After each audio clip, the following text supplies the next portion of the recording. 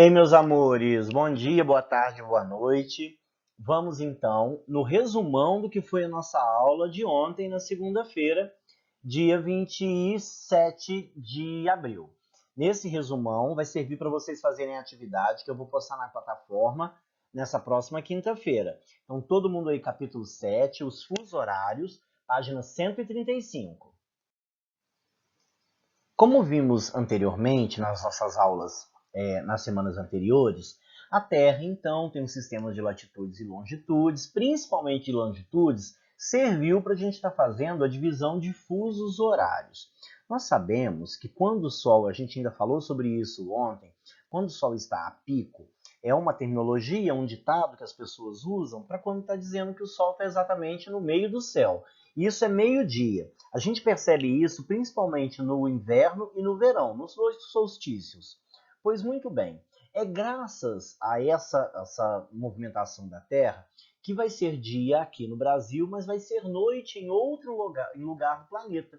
Então, pensando nisso, em 1884 foi definido por um grupo de 25 países, numa reunião que aconteceu lá em Washington, a capital dos Estados Unidos da América, uma reunião para definir o horário de cada lugar. Só que a gente tem que levar em consideração o seguinte: foi levado em consideração as longitudes, mas também foi levado em consideração o índice de luminância, que é a quantidade de luz que é recebida naquela região. Vamos lembrar que a circunferência da Terra lembra uma esfera, né? Com a camada gasosa vai lembrar uma esfera, e graças a isso vai ter alguns locais que vai ter mais luminosidade e menos luminosidade. Também foi levado em consideração as divisões políticas dos países. Vamos utilizar o exemplo que a gente usou ontem na nossa aula. Aqui eu tenho um mapa das longitudes para fuso horário. Nunca, jamais vamos esquecer da seguinte regrinha: todas as vezes que eu sair de um ponto de partida e eu me direcionar a este, eu vou aumentar as horas. E todas as vezes que eu sair de um ponto de partida para oeste, eu vou diminuir as horas. Nós estamos vendo lá em cima, na tabelinha que está lá, zero. O zero é o meridiano de Greenwich. Ele é o ponto de partida para as longitudes, correto? Ele também vai ser o ponto de partida para os fusos horários. Mas vamos pensar o seguinte: vai ser meia-noite sempre em Londres? Claro que não. Londres, em Paris, em Madrid, não é assim. O que acontece? Quando eu tenho esse fuso horário zero, é porque essa é a hora local. Hora local é a hora Greenwich.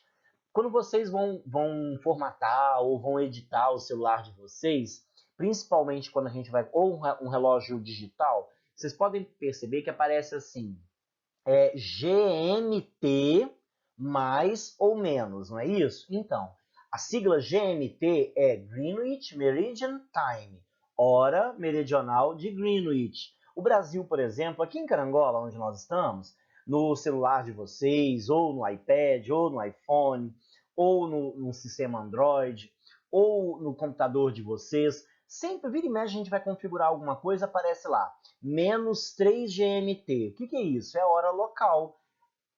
Está dizendo que nós estamos no fuso menos 3 em relação a Greenwich. Então, quando a gente fala do Brasil para Londres, é fácil fazer o cálculo. Se são, vamos dar uma olhada aqui no mapa. Olha quantos fusos eu tenho de diferença entre o Brasília, que é o nosso horário, para Londres. Menos 3, né?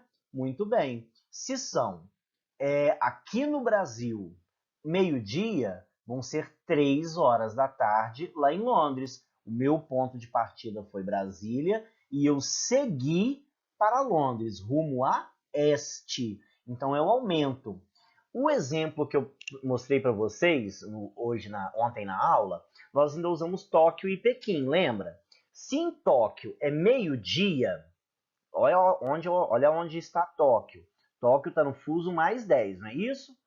Se em Tóquio é meio-dia, em Pequim, que é menos um fuso em relação a Tóquio, lá vai ser 11 horas da manhã, porque o meu ponto de partida foi Tóquio e eu queria saber o horário em Pequim, que está rumo a oeste. Isso ficou muito fácil e eu fiquei muito feliz porque ontem todo mundo entendeu. E onde ele muda, nós aprendemos na aula de ontem, que é na LID, a LID. A LID, é também conhecido como antimeridiano, é a linha internacional de data.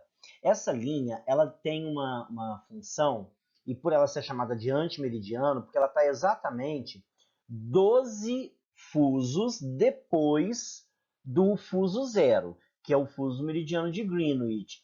Então é nela que tem a divisão do dia seguinte ou do dia anterior. Se você estiver em qualquer uma das ilhas do Oceano Pacífico, de Niue, por exemplo, e for para a ilha de Tonga, bem pertinho aí no meiozinho do mapa, você vai acrescentar um dia se você caminhar a oeste e você vai subtrair um dia se você for em direção a este, porque aumenta. Então, por exemplo, se é dia, vamos ver o exemplo que eu passei para vocês ontem. Se nas ilhas de Samoa, que está a este da linha internacional de data, é dia 5, nas ilhas de Toga já é dia 6. E isso vai acontecer o inverso também. Se for dia 6 lá em Toga, por sua vez, é dia 5 lá na ilha de Samoa. Isso ocorre porque nesse tratado foi acordado que deveria ter algum lugar que ia dividir os 2 dias. Então é por isso que eu ainda brinquei com vocês. Será que tem como então eu passar 2 Ano Novo em menos de 24 horas? E eu respondi isso para vocês, né? A gente consegue comemorar o Ano Novo 2 vezes, sim. É possível passar a virada do ano em um lugar do hemisfério oriental e cruzando a linha internacional de data para o hemisfério ocidental, a gente tem como retroceder para o dia 1º de janeiro para o dia 31 de dezembro novamente. Dá para a gente, por exemplo, fazer o seguinte: a gente comemora a virada de ano lá em Sydney, que fica na Austrália. E sem exagerar na comemoração, né, gente? Claro, como a gente comentou ontem, sem comer muito salgadinho, sem tomar muito refrigerante. Aí a gente pega um avião no dia 1º de janeiro, de manhã bem cedinho, rumo a Rarotonga, que fica nas ilhas de Cook. Essas ilhas, como eu disse para vocês, em homenagem ao capitão James Cook. A gente já falou dele nas nossas aulas. É uma viagem de mais ou menos umas 9 horas com escala em Auckland, que fica na Nova Zelândia. O que vai acontecer? A gente vai conseguir chegar no dia 31 de dezembro, lá em Rotatonga, ainda à noitinha. Então vai dar tempo da gente comemorar o Ano Novo de novo. Olha que legal! Sobre os fusos horários que nós temos no Brasil, nós também aprendemos na aula de ontem que nós temos 4 fusos diferentes. O Brasil tem um território muito extenso no sentido latitudinal e também é muito extenso no sentido longitudinal, que é de este a oeste. Por isso, nós temos mais de um fuso, ou seja, alguns estados brasileiros eles apresentam horas diferentes. Na realidade, o território ele é cortado por 4 fusos diferentes, segundo o Sistema Internacional de Fuso, de hora local, também conhecido como horário prático ou horário civil. Nesse mapa que a gente tem aí do lado, nós temos os nossos 4 fusos. O fuso -2, o fuso -3, o fuso -4 e o fuso -5. Por exemplo, na cidade do Rio de Janeiro, é 15 horas, 3 horas da tarde. Na cidade de Manaus, no estado do Amazonas, por sua vez, vão ser 2 horas da tarde. Em Rio Branco, a capital do estado do Acre, vão ser 1 hora da tarde. E nas Ilhas de Trindade, no Nordeste brasileiro, já vão ser 4 horas da tarde. Um outro exemplo bem interessante é a nossa capital, Brasília. Nesses estados que está com a cor mais escura, com esse cinza mais escuro, nós vamos chamar de hora de Brasília. A hora de Brasília é a hora oficial do Brasil, mas nem todos os estados, graças aos fusos horários, vão seguir. Mato Grosso do Sul, Mato Grosso, Rondônia, Roraima, Amazonas, eles não seguem o estado de Brasília, assim como 12 municípios do estado do Amazonas e todos os municípios do estado do Acre que também não seguem, que já tem um outro fuso. Outros territórios nossos que não seguem o horário de Brasília, são os nossos arquipélagos, principalmente o arquipélago de Fernando de Noronha, que é um território supramarítimo, além-mar, que fica do estado do Pernambuco, e do Rio Grande do Norte nós temos Penedo, São Pedro e São Paulo e o Atol das Rocas, que são territórios, são arquipélagos bem grandes, territórios bem importantes, principalmente para a pesquisa científica brasileira.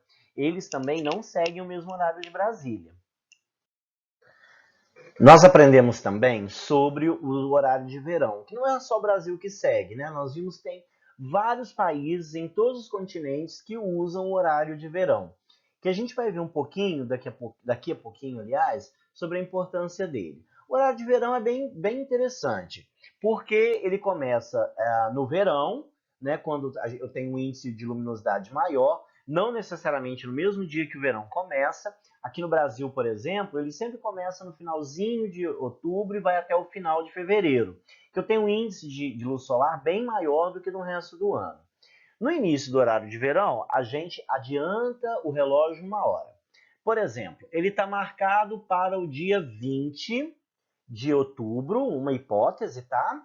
Ele está marcado para o dia 20 de outubro. Então, quando for dia 20, no dia 19 para o dia 20, a hora que der meia-noite, a gente vai adiantar o relógio 1 hora. E quando ele terminar, suponhamos que seja dia 20 de fevereiro, no dia 20, quando der meia-noite para o dia 20, a gente volta o relógio 1 hora. E a gente vai ver a seguir por que o horário de verão era utilizado e por que ele é tão importante. Ontem nós vimos da importância do horário de verão. Desde 1913, quando ele começou, ele teve várias interrupções, e desde 1985 a gente seguia o horário de verão aqui no Brasil. Esse ano, aliás, o ano passado, por determinação do governo federal, nós não teremos horário de verão esse ano. Isso pode mudar? Pode sim. Por quê? Foi visto que ele não estava seguindo aquilo que era uma determinação e era função dele. Qual que era? Diminuir o gasto de energia, principalmente entre as 18 e as 21 horas. Porque as pessoas chegavam em casa às 18 horas e ligavam todas as luzes e tal. Só que se eu tenho 1 hora a mais de luz solar, porque a Terra continuou movimentando, o que mudou foi a nossa hora legal. A gente mudou a nossa hora no relógio. Então o que acontecia? Economizava muita luz elétrica. Só que os novos estudos do Ministério de Minas e Energia, o ano passado, viram que na última década, de 2000 até 2019, não estava acontecendo de fato essa economia. Hoje a sociedade mudou, tem outros gastos, tem outras funções. Então, com base nisso, o Ministério, junto com o governo federal, acabou com o horário de verão. Pode ser que esse ano volta? Pode sim. Por quê? Porque pode acontecer durante esse ano, principalmente por conta da pandemia do Covid-19, tem muita gente em casa. Então pode ser que a gente seja forçado a fazer uma diminuição do gasto de energia. Vamos lembrar que quanto mais a gente economiza energia, a gente está colaborando para o meio ambiente, porque eu não vou precisar produzir tanta energia elétrica e, por sua vez, eu não vou precisar aumentar a produção dessa energia. Então vai diminuir o desmatamento, áreas impactadas e assim por diante. Meus amores, por hoje é isso. Lembrando, quinta-feira agora, pela manhã, eu vou postar uma atividade relacionada à aula dessa semana. Então, todo mundo atento. E claro, vou dar um prazozinho para vocês fazerem, tá bom? Um beijo no coração de todo mundo e amo mais que Milton Santos.